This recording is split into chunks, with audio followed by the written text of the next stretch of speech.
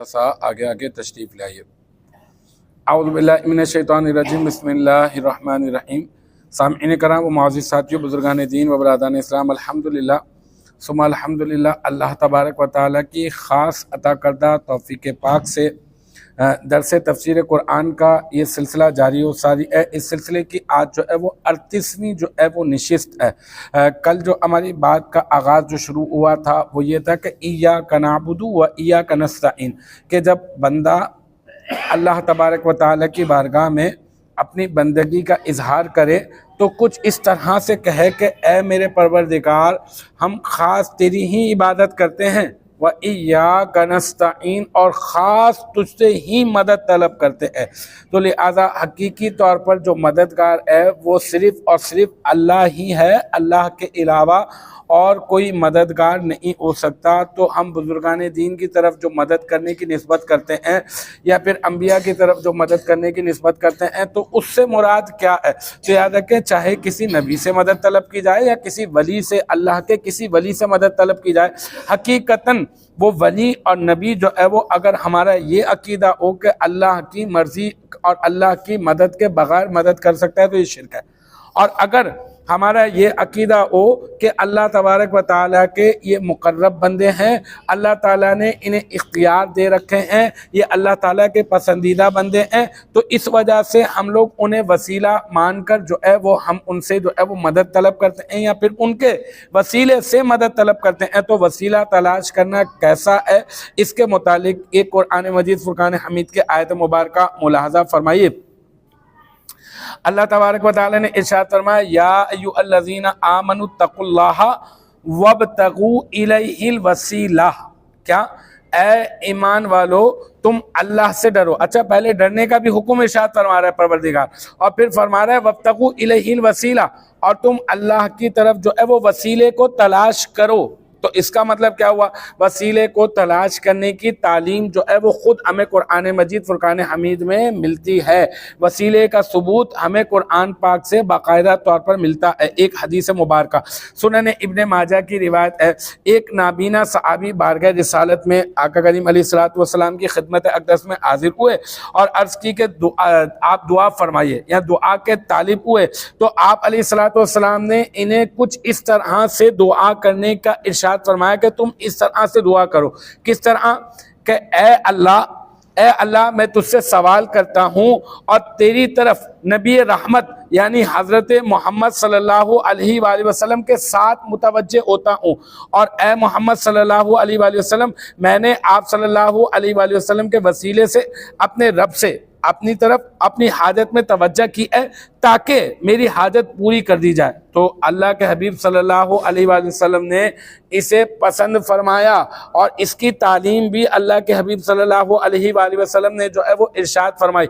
اگر وسیلے کا انکار ہی جو ہے وہ مقصد ہوتا تو اللہ کے حبیب صلی اللہ علیہ وآلہ وسلم جو ہے وہ اسی وقت منع کر دیتے کہ یہ کیا کر رہے ہو تمہیں معلوم نہیں کہ اللہ تبارک و تعالیٰ تو ہر شے پر قدرت رکھنے والا ہے، وہ تو قادر مطلق ہے، تم اس سے کیوں نہیں مانگتے ہو ڈائریکٹلی؟ تم اس سے مانگو، وہ شہرک سے بھی زیادہ قریب ہے۔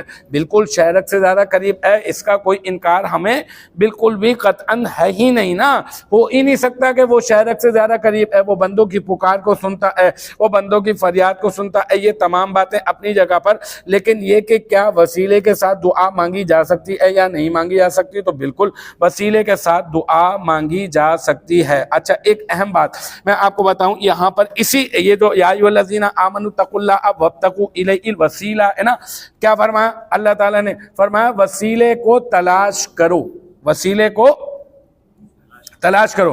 اچھا، اب وسیلہ کیا ہے؟ وسیلہ ذریعہ ہے، اور آپ کو معلوم ہے اگر وسیلے کو تلاش کرنے کے لیے کہا گیا ہے تو وسیلہ اللہ تو نہیں ہے، اللہ تو وسیلہ نہیں ہے نا، وسیلہ تو اللہ کا کوئی غیر ہی ہوگا، کیونکہ اللہ تو وسیلہ نہیں ہو سکتا ہے نا۔ تو لہذا اللہ تبارک و تعالیٰ نے جو وسیلے کو تلاش کرنے کا حکم دیا ہے، اس کا مطلب یہی ہے کہ اللہ کے علاوہ کسی اور کی طرف جو ہے وہ وسیلے کو کسی اور کو وسیلہ بنا کر اللہ کی بارگاہ سے طلب کرو۔ حقیقتاً دینے والی ذات اللہ تبارک و تعالیٰ کی ہے۔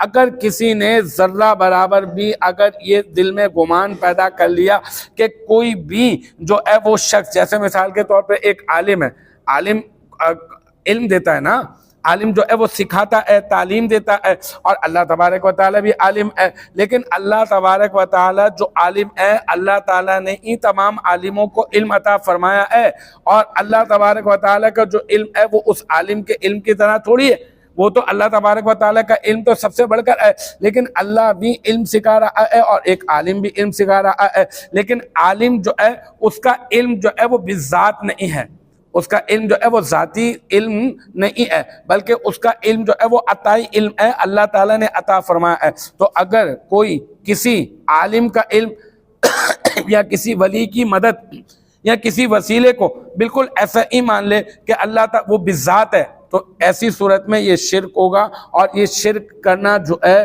وہ بہت بڑا عظیم گناہ ہے۔ اللہ کی ذات کے ساتھ جو ہے وہ ذرہ برابر بھی شرک کا گمان بھی ہم اپنے دل کے اندر نہیں لا سکتے۔ اب ایک مسئلہ اور مسئلہ یہ کہ اس حدیث مبارکہ میں جو میں نے ابھی آپ کو بتائی، اس میں ایک لفظ استعمال ہوا، اے محمد صلی اللہ علیہ وآلہ وسلم، یعنی عربک کے الفاظ لے لینا تو عربک کے الفاظ ہیں یا محمد، ٹھیک ہے؟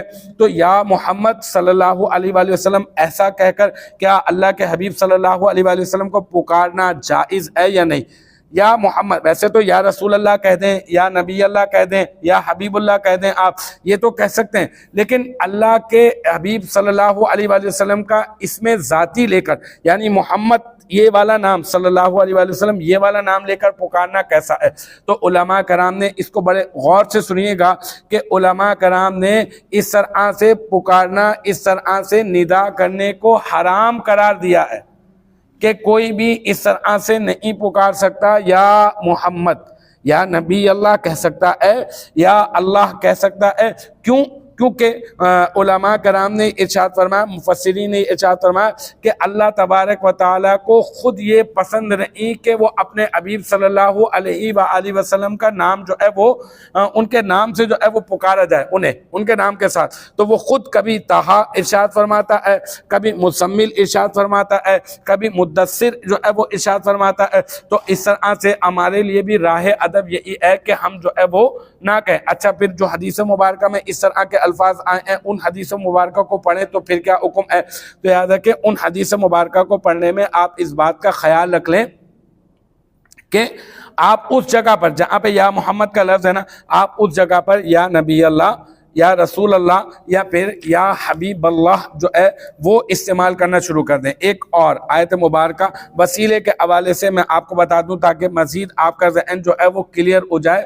یہ ذہن میں رکھیے گا کہ وسیلہ ہے، اللہ ہے، معبود ہے، اور مسجود ہے، اور ساجد جو ہے وہ سجدہ کرنے والا ہوتا ہے، مسجود وہ ہوتا ہے جسے سجدہ کیا جاتا ہے، عابد وہ ہوتا ہے جو عبادت کرتا ہے، معبود وہ ہوتا ہے جس کی عبادت کی جاتی ہے۔ تو معبود برحق وہی ہے، وہی تنہا، اکیلا، یکتا، وہی پروردگار ہے، وہ وحدہ لا شریک ہے، تمام اختیارات اسی کے پاس ہیں۔ لیکن پھر بھی اس نے ایک تعلیم ہمیں جو ہے وہ ارشاد فرمائی، اور وہ یہ کہ ایک حدیث، ایک آیت مبارکہ میں اللہ تبارک و تعالیٰ نے ارشاد فرمایا وَلَوْ أَنَّهُمْ إِذْ ظَلَمُوا أَنفُسَهُمْ جَاءُوكَ فَاسْتَغْفَرُوا اللَّهَ وَاسْتَغْفَرُوا لِذُنُوبِهِمْ وَاسْتَغْفَرُوا اللَّهَ وَاسْتَغْفَرَ لَهُمُ الرَّسُولُ لَوَجَدُوا اللَّهَ تَوَّابًا رَحِيمًا۔